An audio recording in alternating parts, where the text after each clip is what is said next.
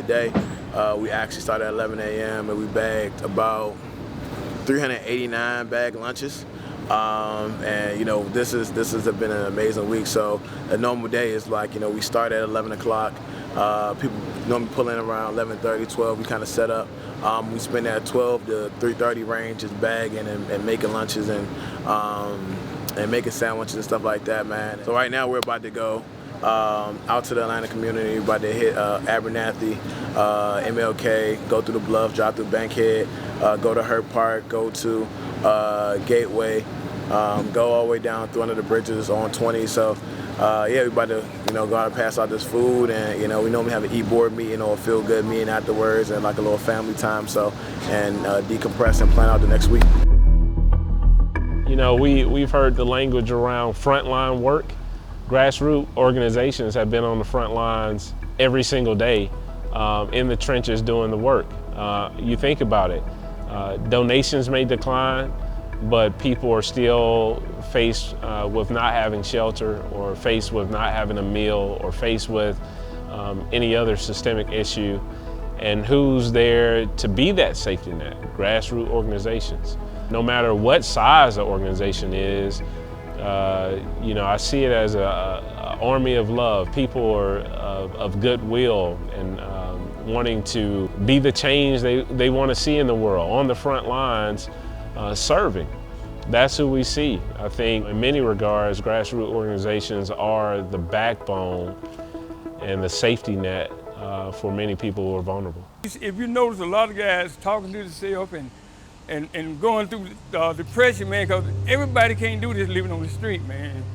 Everybody can't do it. And they're getting younger and younger, 19, 20 years old.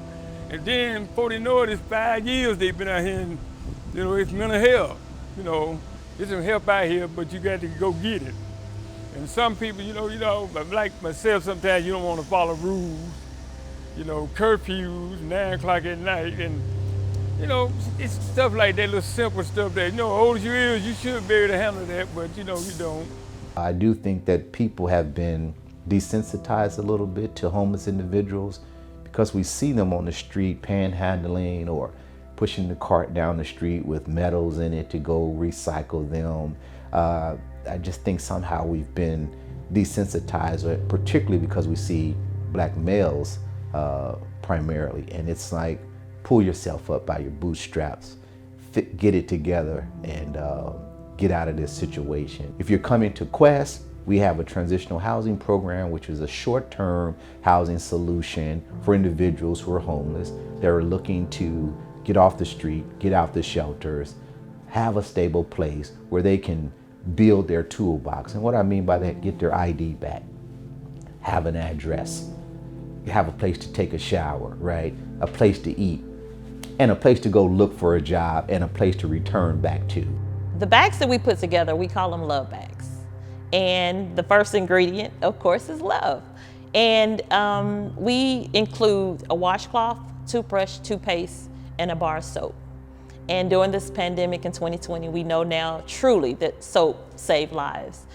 When I first started to put the kits together, it wasn't just about putting them together to give to the homeless that were on the streets. It was really to make an impact in the community of people who are experiencing homelessness, because we knew that sometimes it would be a matter of, if you had a few dollars, do you decide to buy toothbrushes, soap, or do you decide to buy food? I like to serve the community around me. I live in the West End community, and so every day when I'm driving to work, I'm going to the grocery store, anything like that, I'm always seeing homeless people and people who may not necessarily be homeless but don't have food. And so my goal is to bring this food that we're making here back and feed the community I see directly. It's just awesome being able to see a direct change, seeing people who recognize you and they're like, oh man, I appreciate the work you're doing out here in the community. Doing the work that we do is priceless.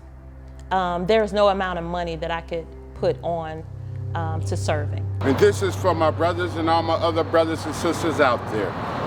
Let your hearts be captured. Let your love pave the way.